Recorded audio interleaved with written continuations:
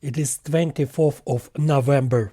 Yesterday I spoke with a military guy who spent almost a year in Russian captivity, and this conversation is one of the most difficult tests of this war, but at the same time nothing speaks more fully of our enemies than the testimony of those who have passed through the hell of captivity. This man was captured after his unit was completely encircled by Russians. The Ukrainians fought the enemy for several weeks, but they ran out of ammunition and were forced to surrender. But the Russians did not treat them as prisoners of war. They were not allowed to do everything prescribed by the Convention of the Rights of the Prisoners of War. There were no letters home, no medical help, nothing. The Russians immediately said that they perceive the Ukrainian military as rebels, as separatists who dared to challenge legitimate authority.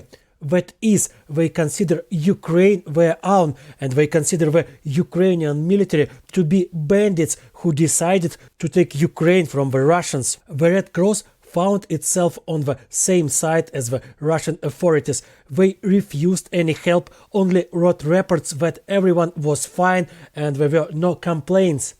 And to be honest, no one expected anything else from the Russian branch of the Red Cross.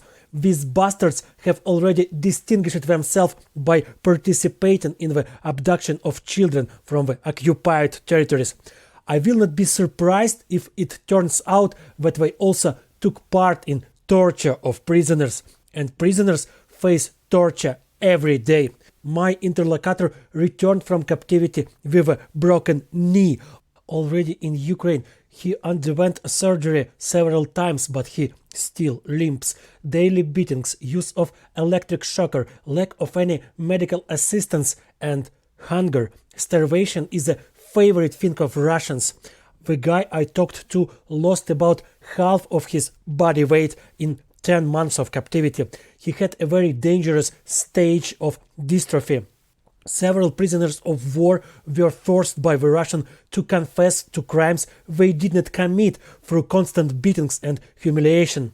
They were sent to court, the session of which was covered by Russian TV channels with the slogan "Ukrainian fascists are responsible for their brutal crimes." Several people simply died of starvation and torture.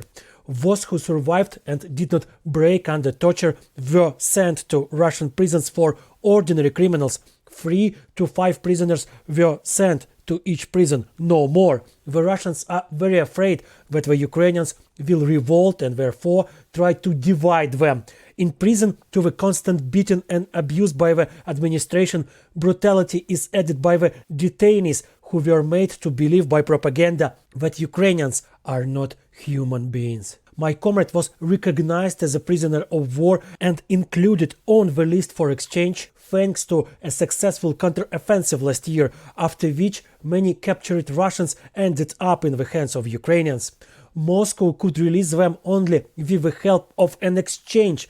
Thus, several dozen people who survived the real horror of Russian captivity returned home. They all crippled physically and mentally, but they are already at home. Several thousand more Ukrainians are still in the hands of the Russians and are daily experiencing nightmarish pain and endless intimidation.